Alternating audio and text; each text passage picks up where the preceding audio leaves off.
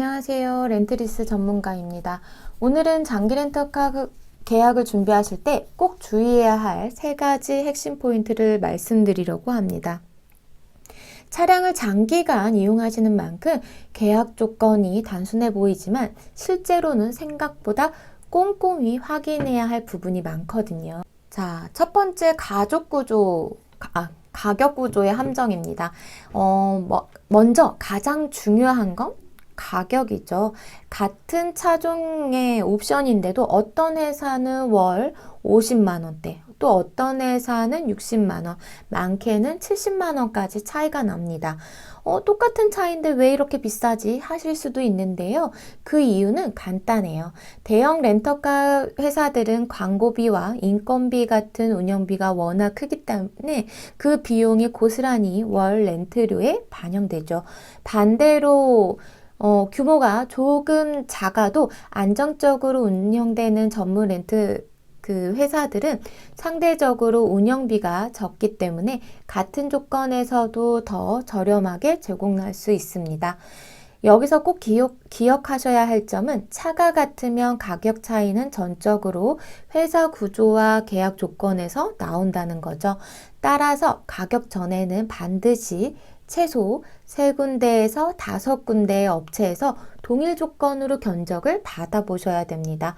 차종과 트림, 그 다음에 계약기간, 보증금, 잔존가치, 정비 포함 여부, 부가세 포함 여부까지 모두 같게 맞춰야 공정한 비교가 가능하세요.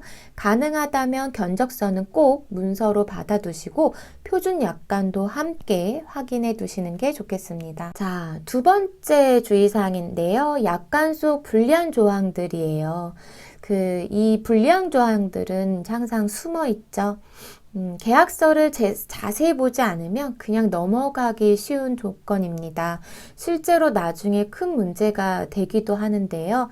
예를 들어 단순 접촉사고나 주차사고처럼 큰 피해가 없는 사고가 몇 번 반복되게 되면 일부 업체는 이를 이유로 계약을 강제로 해지하기도 합니다. 또 어떤 회사는요, 차량 사고 후에 감가상각을 발생했다며 그 비용을 고객에게 부담을 시키는 경우도 있어요. 사실 차량을 몇 년 동안 이용하다 보면 작은 사고는 누구에게나 일어날 수가 있죠.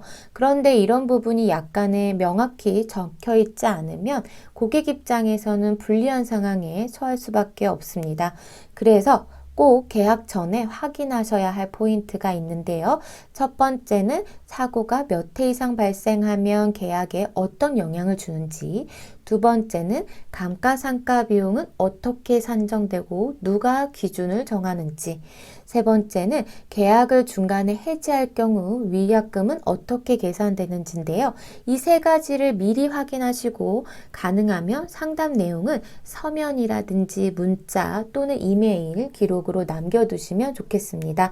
말로만 괜찮습니다 하는 건 나중에 근거가 되지가 않거든요. 자, 3번째를 보시면요. 보험과 운전자 범위 변경입니다.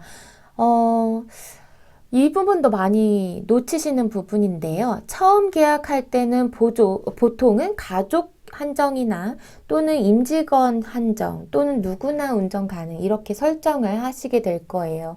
그런데 문제는 계약이 보통은 3년에서 5년 정도로 길다 보니까 중간에 상황이 달라지시는 경우가 많다는 거예요.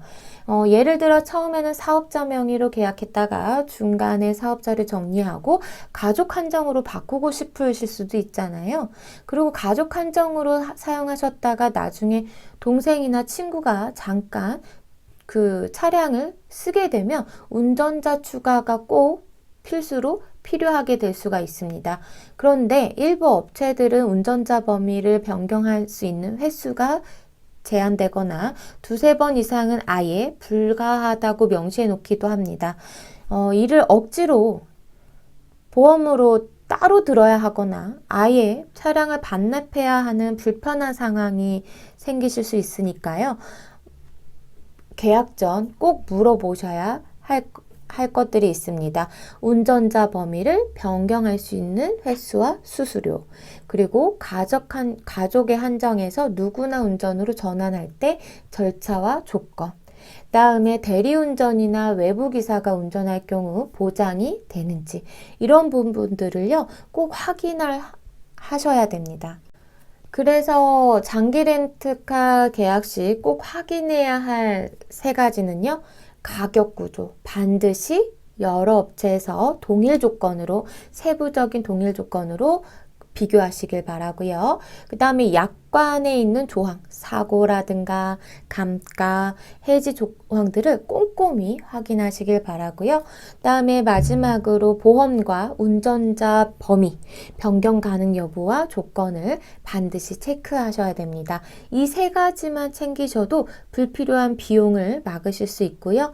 예기치 못한 분쟁을 크게 줄이실 수가 있습니다. 오늘 말씀드린 내용은 특정 업체를 비판하려는 게 아니라 실제로 고객분들이 겪었던 사례를 토대로 정리를 해드린 건데요. 각 업체마다 장점도 분명히 있으니 본인의 운전 습관, 그리고 상황에 맞춰서 현명하게 선택하시길 바랍니다. 여러분의 장기 렌트카 계약이 안전하고 합리적으로 선택될 수 있도록 오늘 내용이 도움이 되셨기를 바라고요. 더 차량이 궁금하신 분들은 아래 고정 댓글에 문의를 남겨주시길 바랍니다.